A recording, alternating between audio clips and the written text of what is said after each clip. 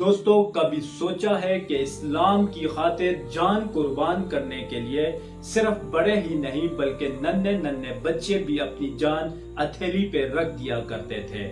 آج ہم بات کریں گے ان دو کم عمر صحابہ کی جن کا جذبہ پہاڑ سے بھی زیادہ مضبوط تھا۔ یہ وہ بچے تھے جنہوں نے اسلام کے سب سے بڑے دشمن ابو جہل کو قتل کر کے اپنا نام تاریخ میں سنہری حروف میں لکھ دیا۔ آئے چلتے ہیں بدر کے میدان میں جہاں یہ ایمان افروز واقعہ پیش آیا تھا۔ دوستو غزوہ بدر کا دن تھا، مسلمانوں کی تعداد 313 تھی اور کفار کی تعداد 1000 سے بھی زیادہ تھی۔ ایک طرف دنیاوی طاقت اور ایک طرف ایمان کی طاقت۔ اسی دوران عبد الرحمن بن عوف کہتے ہیں کہ میں صف میں کھڑا تھا کہ اچانک میرے دائیں اور بائیں جانب دو کم عمر بچے آ کر کھڑے ہو گئے۔ میں نے دل میں سوچا کہ یہ دونوں کم عمر بچے دشمن کا کیا کر سکیں گے۔ اتنے میں ایک بچہ میرے قریب آ کر آہستہ آواز میں پوچھتا ہے کہ چاچا جان ابو جہل کون ہے؟ عبد الرحمن بن عوف کہتے ہیں کہ میں نے حیران ہو کر پوچھا کہ بیٹا ابو جہل کا کیا کرو گے؟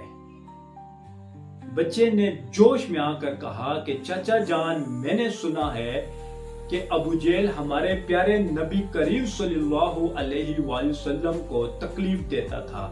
اللہ کی قسم وہ مجھے کہیں بھی نظر آئے گا میں اسے ختم کر دوں گا۔ عبد الرحمن بن عوف کہتے ہیں کہ ابھی یہ بات چل رہی تھی کہ دوسرا بچہ بھی میرے قریب آ کر پوچھتا ہے کہ چاچا جان بتائیں نا کہ ابو جہل کہاں ہے؟ میں نے عہد کیا ہے کہ میں اسلام کے اس دشمن کو جہنم واصل کر دوں گا۔ عبد الرحمن بن عوف مسکرا کر کہا کہ وہ رہا ابو جہل جو دشمن کے لشکر کی قیادت کر رہا ہے۔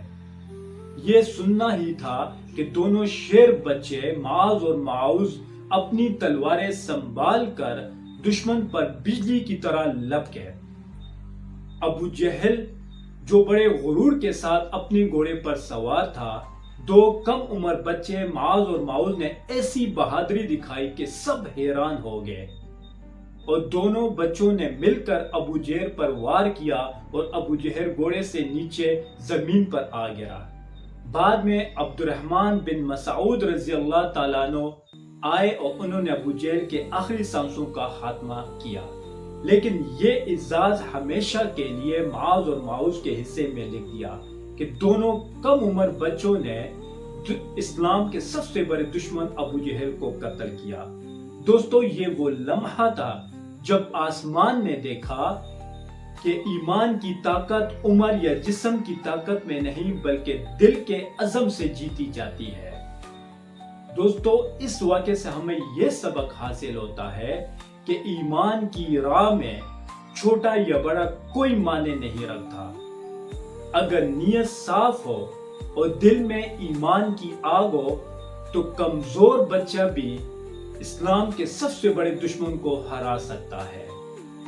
آج ہم اپنے ایمان کو مضبوط کریں اور دین کی خاطر کھڑے ہوں، چاہے ہم طالب علم ہوں، چھوٹے ہوں یا بڑے ہوں یا برے ہوں، لیکن ایمان کی طاقت ہمیں ہمیشہ کامیاب کرے گی۔ دوستو اگر میری یہ آج کی یہ ویڈیو آپ کو پسند آئی ہے تو لائک اور شیئر ضرور کیجیے گا، اور میری ایسی ویڈیو دیکھنے کے لیے آپ میرے چینل کو سبسکرائب کریں، میرے پیج کو فالو کریں۔ تھینک یو، اللہ حافظ۔